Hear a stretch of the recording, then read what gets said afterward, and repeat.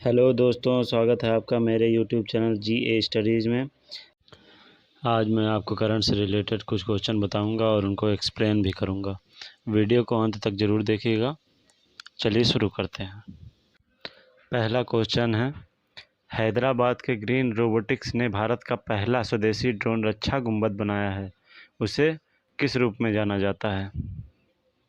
पहला ऑप्शन है गरुड़ चक्षु, दूसरा पिनाकी, तीसरा इंद्रजाली, चौथा बराक 8।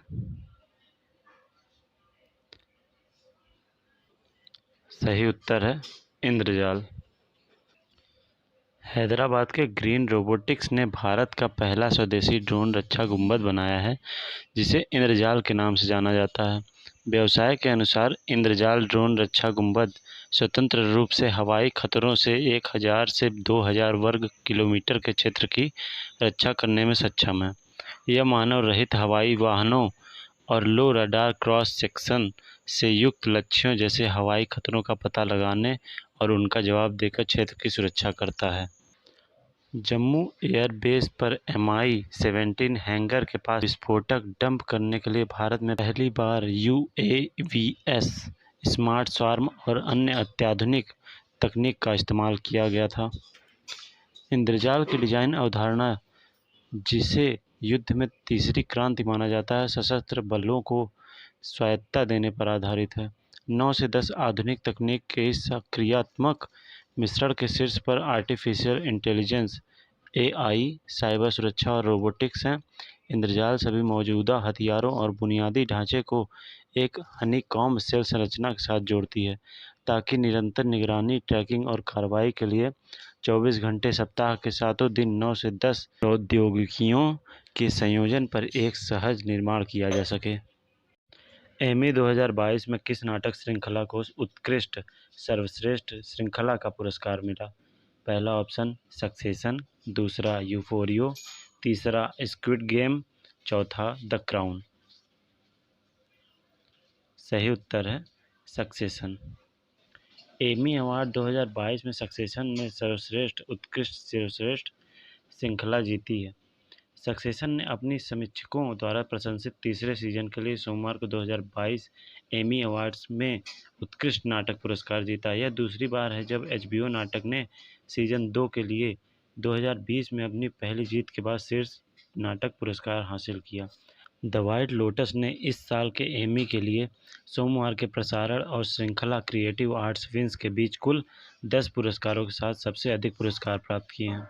यूफोरियो और स्क्विड गेम 6 पुरस्कारों के साथ एक दूसरे सबसे अधिक पुरस्कारों के लिए बराबरी पर हैं।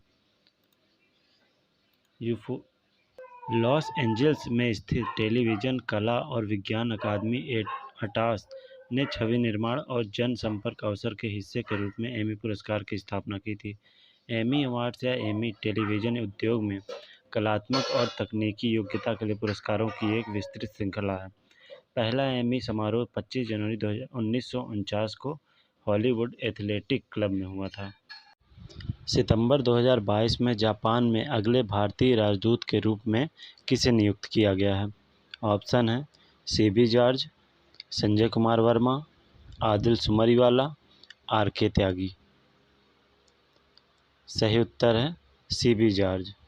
वरिष्ठ राजनयिक CB जॉर्ज को जापान में अगले भारतीय राजदूत के रूप में नियुक्त किया गया है। 1993 बैच के भारतीय विदेश सेवा के अधिकारी जॉर्ज वर्तमान में कुवैत में भारत के राजदूत हैं। वह जापान में भारत के राजदूत के रूप में संजय कुमार वर्मा की जगह लेंगे। वे इससे पहले स्विट्जरलैंड में भी भारत के राजदूत के रूप में काम कर चुके हैं। चलिए आपको बताते हैं हाल ही में हुई नियुक्तियों के बारे में। वरिष्ठ राजनयिक संजय कुमार वर्मा को कनाडा में भारत का अगला उच्चायुक्त नियुक्त किया गया है। भारतीय ओलंपिक संघ ने नए चुनाव होने तक आदिल सुमरीवाला को संघ के अध्यक्ष के रूप में चुना है। पावर ग्रिड कॉरपोरेशन ने घोषणा की है कि RK त्यागी ने इसके संचालन निदेशक के रूप में पदभार ग्रहण किया है।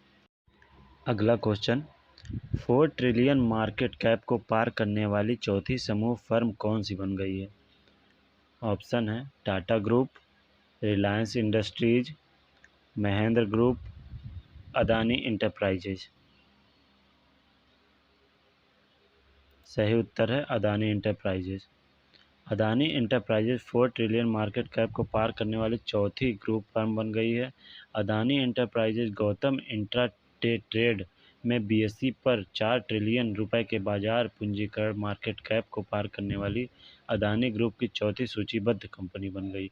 डेटा से पता चलता है कि 4.04 ट्रिलियन रुपए के मार्केट कैप के साथ अदानी एंटरप्राइजेज बीएसई पर समग्र मार्केट कैप रैंकिंग में 15वें स्थान पर है। अडानी ट्रांसमिशन 4.48 ट्रिलियन रुपए की मार्केट कैप के साथ समूह की कंपनियों की सूची में सबसे ऊपर है।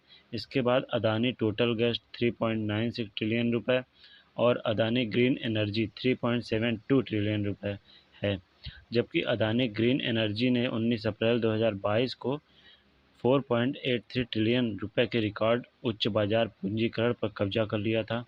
अदानी टोटल गैस 30 अगस्त 2022 को अपने उच्चतम बाजार पूंजीकरण 4.20 ट्रिलियन रुपए पर पहुंच गई थी। अदानी इंडस्ट्रीज का मुख्यालय अहमदाबाद में है। इसकी स्थापना 1988 में हुई थी और इसके संस्थापक हैं गौतम अडानी। समूह में विविध व्यवसायों में बंदरगाह प्रबंधन, विद्युत ऊर्जा उत्पादन और पारेषण, नवीकरणीय ऊर्जा, खनन, हवाई अड्डा संचालन, प्राकृतिक गैस, खाद्य प्रसंस्करण और बुनियादी ढांचा शामिल है। अगला क्वेश्चन, भारतीय तटरक्षक बल के पश्चिमी क्षेत्र के नए कमांडर कौन बने हैं?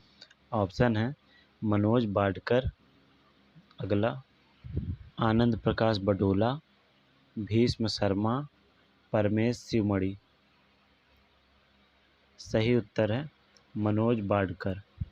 मनोज बाडकर को भारतीय तटरक्षक बल के पश्चिमी क्षेत्र का नया कमांडर नियुक्त किया गया।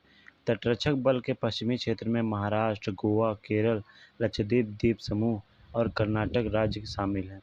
महानिरीक्षक मनोज वसंत बडकर ने 12 सितंबर को भारतीय तटरक्षक पश्चिमी सेक्टर के कमांडर के रूप में पदभार ग्रहण किया। 2018 में महानिरीक्षक के रूप में पदोन्नत होने पर और दिल्ली में तटरक्षक सेवा बोर्ड के अध्यक्ष के रूप में नियुक्त होने से पहले बडकर 2006 से 2008 तक कर्नाटक के लिए और 2013 से 2018 तक गोवा के लिए भारतीय तटरक्षक बल के प्रमुख थे। अपने 36 वर्षों में उन्होंने कई तटरक्षक जहाज़ों और स्टेशनों की कमान संभाली है। तटरक्षक पश्चिमी क्षेत्र का मुख्यालय मुंबई में स्थित है। केंद्र शासित प्रदेश लक्षद्वीप सहित दमन से कन्याकुमारी तक की पूरी तटरेखा कमांडर तटरक्षक क्षेत्र पश्चिम के संचालन और प्रशासनिक नियंत्रण में आती है। मुख्यालय तटरक्षक क्षेत्र पूर्व चेन्नई में स्थित है। पुआर से इच्छापुरम तक का पूरा समुद्र तट कमांडर तटरक्षक क्षेत्र पूर्व के अधिकार क्षेत्र में आता है। आज के लिए बस इतना ही। ऐसी ही और जानकारी के लिए सब्सक्राइब करिए मेरे चैनल को और कमेंट करके बताइए कि वीडियो कैसा लगा, और चैनल को लाइक करिए, शेयर करिए, सब्सक्राइब करिए। धन्यवाद।